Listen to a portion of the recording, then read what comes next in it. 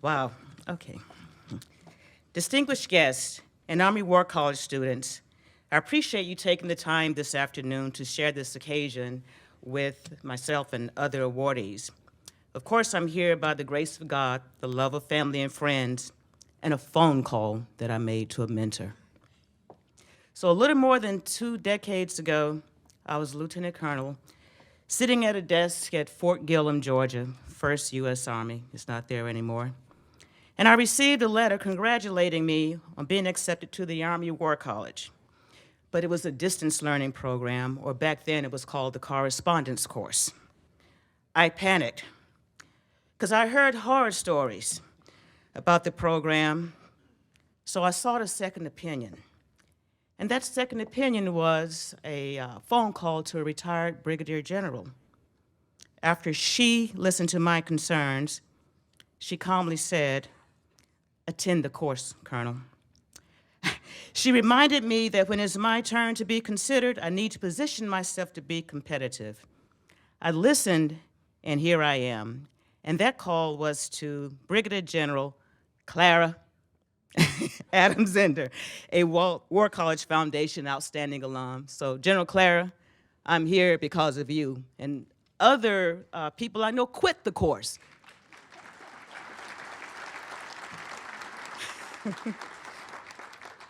So I'm also here because of a Marine, not my father, but a Master Gunnery Sergeant.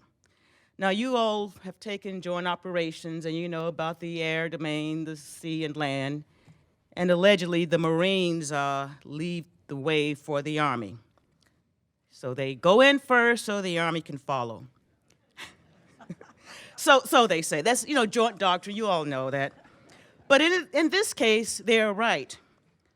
Master Gunnery Sergeant Joe Geter, you not Joe, raise your hand so everybody can see you.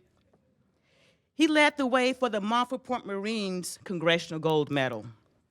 And with his leadership and guidance, he assisted me to navigate Congress, which resulted in President Biden signing that legislation.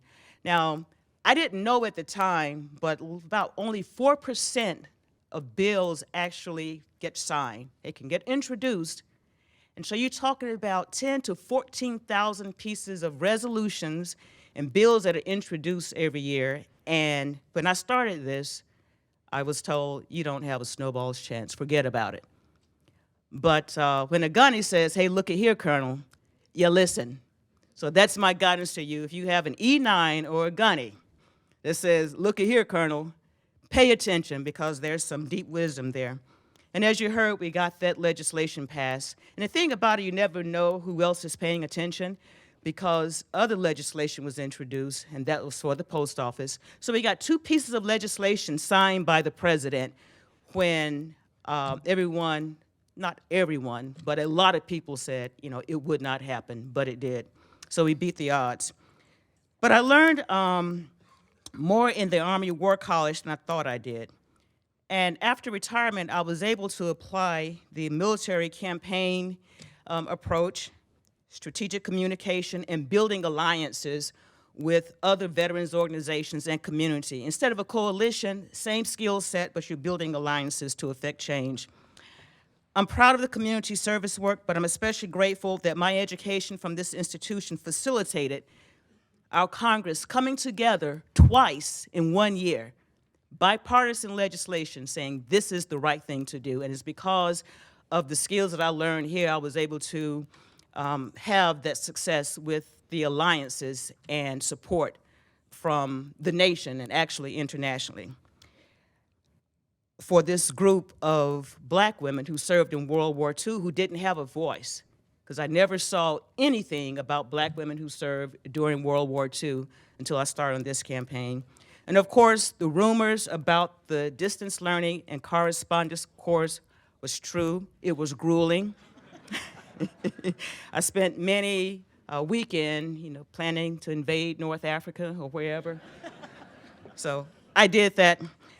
But I truly appreciate this honor, and to the class of 2024, I encourage you to find a gunny.